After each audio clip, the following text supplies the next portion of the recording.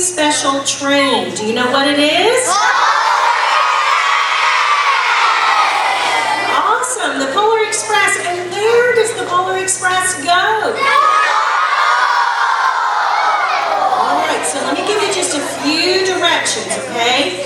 The aisle in the back, people are going to kind of run in and out, and they need to be able to get out the door. So it's really super important that you stay sitting flat on your bottom, and you keep your fingers and your hands in your lap. Because if you sit with your hands back like this, somebody might step on your fingers accidentally, and that would super hurt. So we don't want that to happen, okay? So keep your hands in your lap. And there's a few places where we're going to let you join in with us and sing some songs, okay? So just feel free. There's one even where we'll tell you to stand up, and it's okay to stand up as long as you stay right where you are. And then remember to leave those open spaces for us, okay? You ready? All right, thanks so much.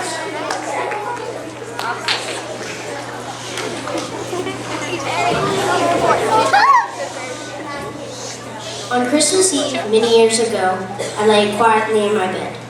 I did not rush to the sheets. I breathed slowly and silently. I was listening for a sound. The sound a friend had told me I'd never hear ringing bells of Santa's sleigh.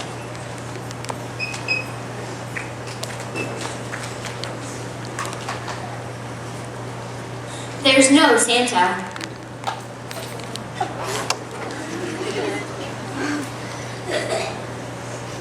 My friend insisted, but I knew he was wrong.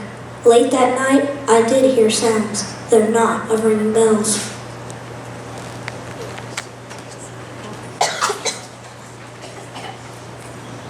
From outside came the sounds of hissing steam and squeaking metal. I looked through my window and saw a train standing perfectly still in front of my house.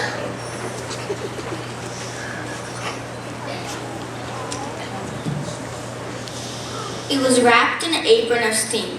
Snowflakes fell lightly around it, and the conductor stood at the open door of one of the cars.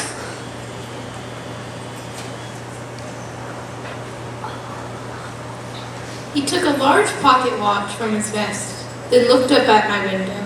I put on my slippers and robe and tiptoed downstairs and out the door.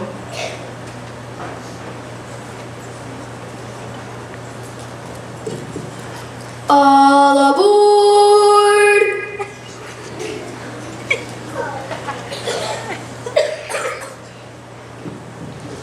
The conductor cried out. I ran up to him.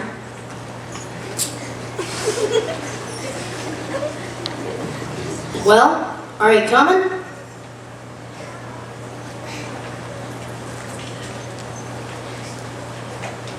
Where?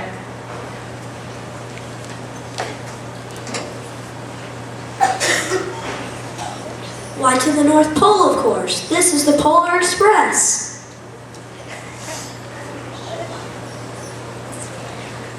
I took his outstretched hand, and he pulled me aboard.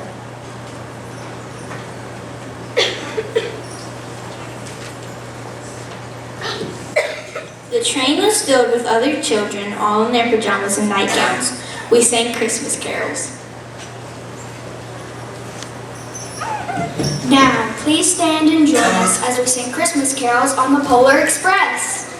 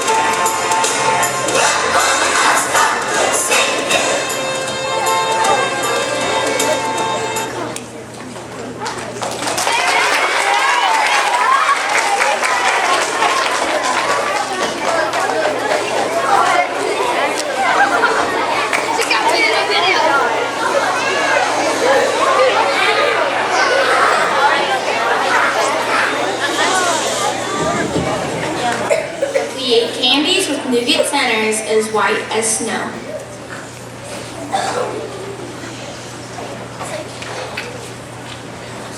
We drank hot cocoa as thick and rich as melted chocolate bar.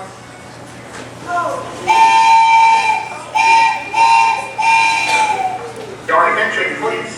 Are there any Polar Express passengers in need of refreshment? I thought so.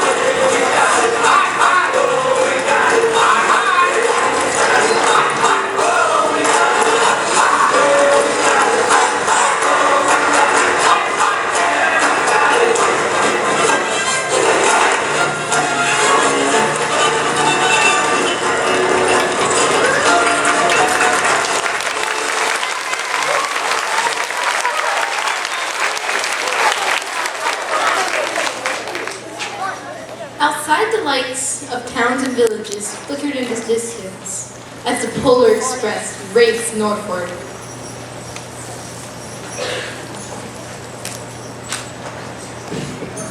Soon, there were no more lights to be seen. We traveled through cold, dark forests where lean wolves roamed and white-tailed rabbits hid from our train as it thundered through the quiet wilderness.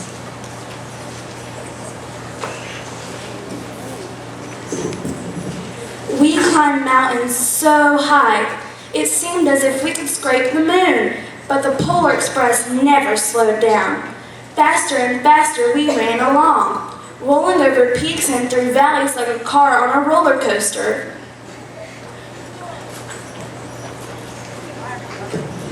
The mountains turned into hills, the hills to snow-covered plains. We crossed a barren desert of ice, the great polar ice cap.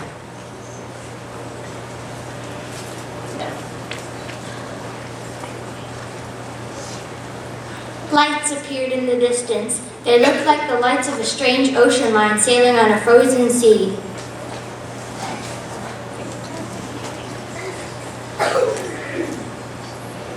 There is the North Pole, said the conductor.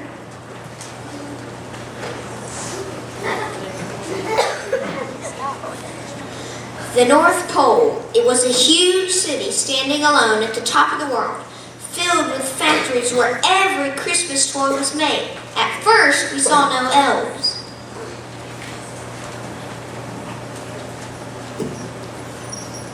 They are gathering at the center of the city, the conductor told us. That is where Santa will give the first gift of Christmas.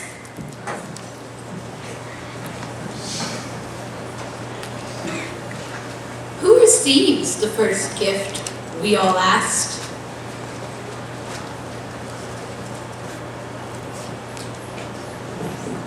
He will choose one of you.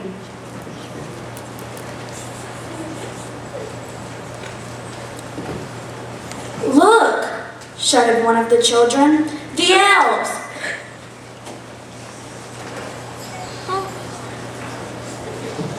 Outside, we saw hundreds of elves. As our train drew closer to the center of the North Pole, we slowed to a crawl. So crowded were the streets with Santa's helpers.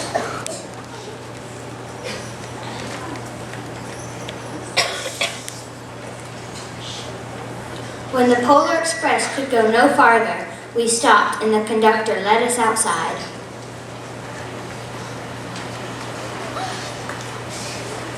You know Dasher and Dancer and Prancer and Vixen, Comet and Cupid and Donner and Blitzen.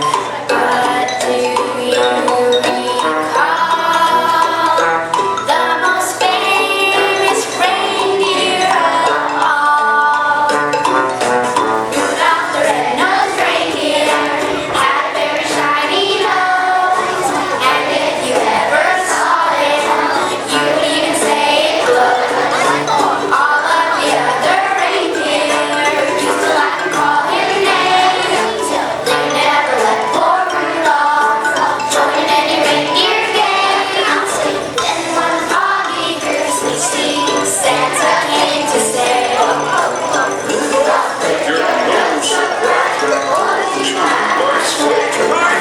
then all the reindeer loved him as they shouted out with glee.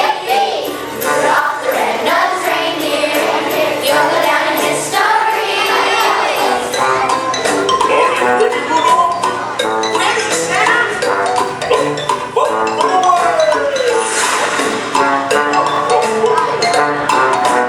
Rudolph the red-nosed reindeer had a very shiny nose. Rudolph the red-nosed reindeer, you'll go down in history.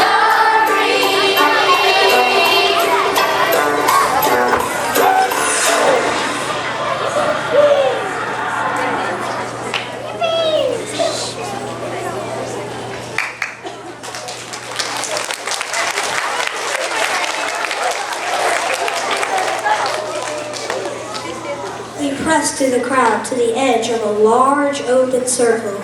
In front of us stood Santa's sleigh. The reindeer were excited. They pranced and paced, ringing the silver bells that hung from their harnesses.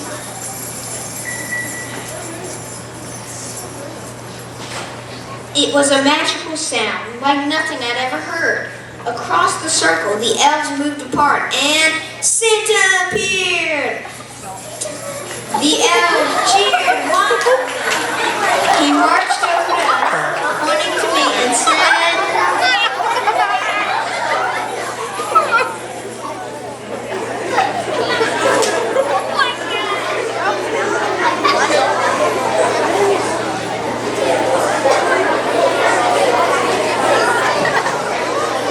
let's have this fellow right here.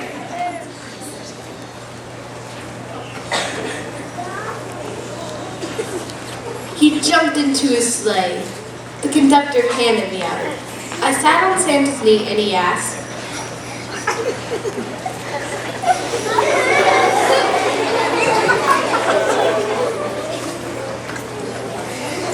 Now, what would you like for Christmas?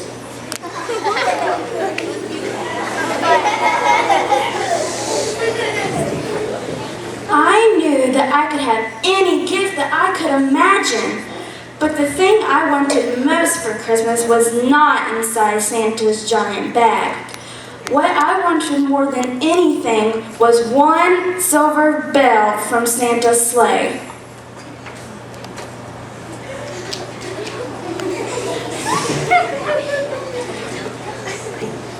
When I asked, Santa smiled. He gave me a big hug and told an elf to cut a bell from the reindeer's harness. The elf tossed it up to Santa. He stood holding the bell high above him and called out,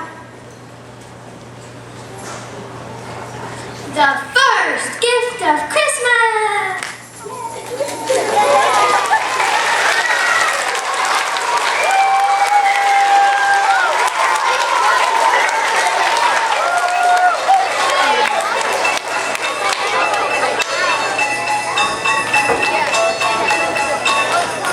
Dashing through the snow.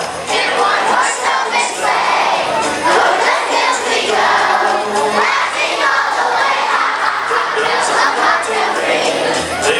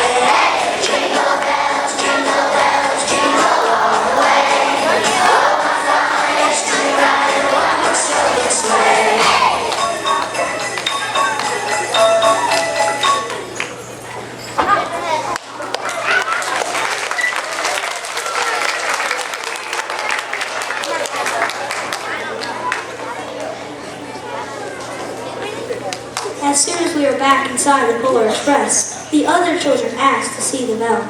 I reached into my pocket, but the only thing I had felt was a hole. I had lost the silver bell from Santa Claus's sleigh.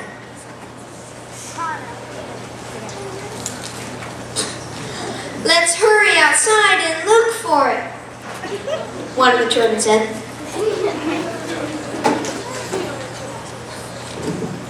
But the train gave a sudden lurch and started moving. We were on our way home. It broke my heart to lose the bell.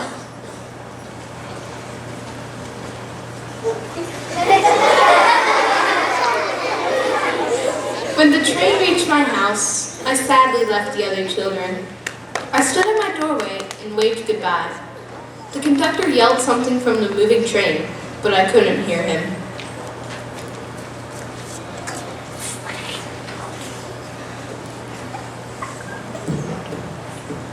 What? I yelled at him.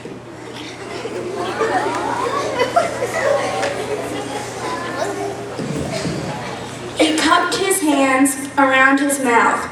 Merry Christmas!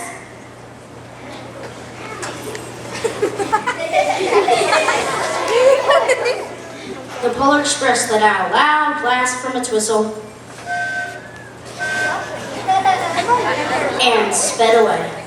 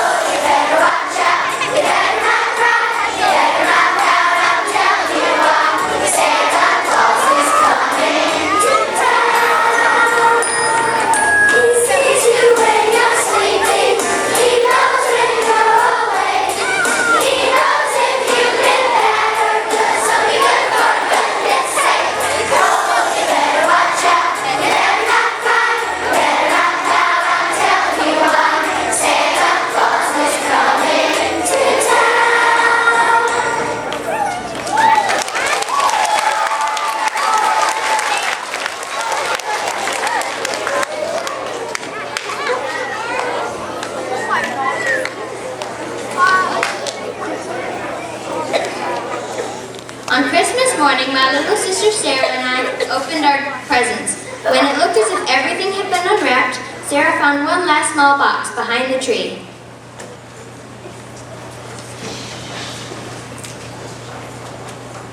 It had my name on it. Inside was a silver bell. There was a note.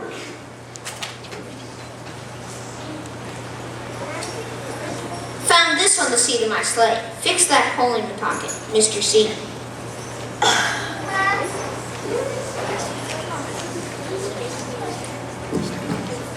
I shook the bell.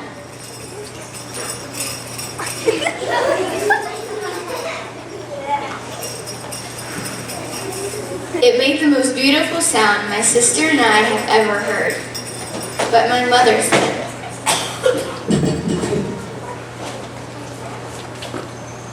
"Oh, that's too bad."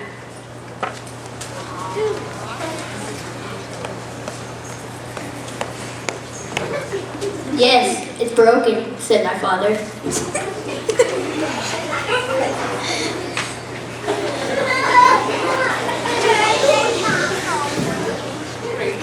When I'd shaken the bell, my parents had not heard a sound.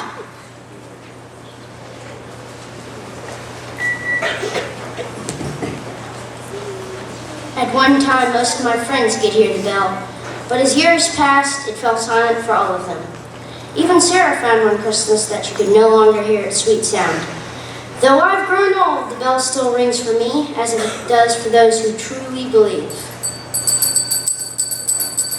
Do you believe?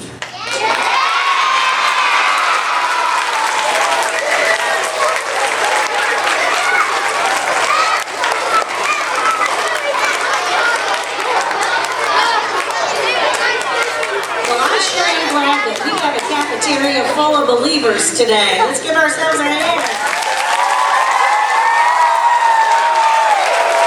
All right, now we've got some special people who have worked really hard to put this program together, and we'd like to recognize those people and give them a chance to take a bow.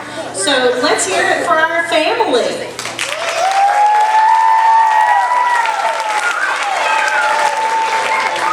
And let's hear it for our hot chocolate dancers.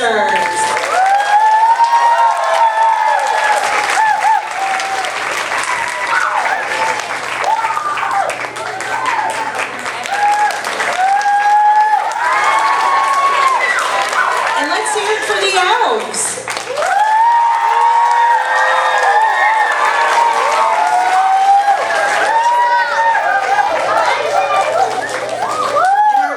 That were riding the Polar Express.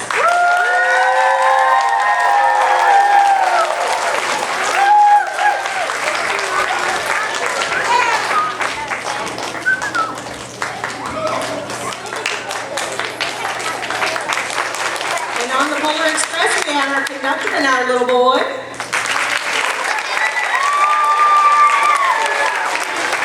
Our narrators who helped tell the story.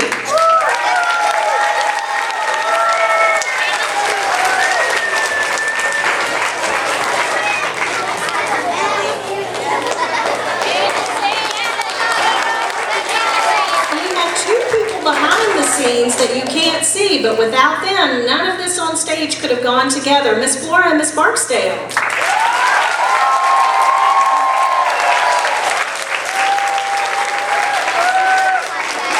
And our special videographer and maker of all things holiday, Miss Pierce.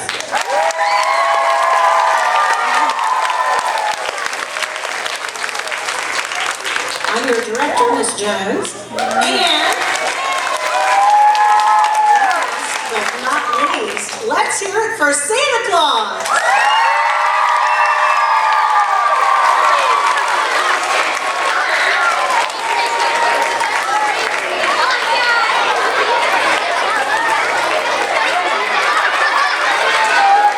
Merry Christmas, everybody!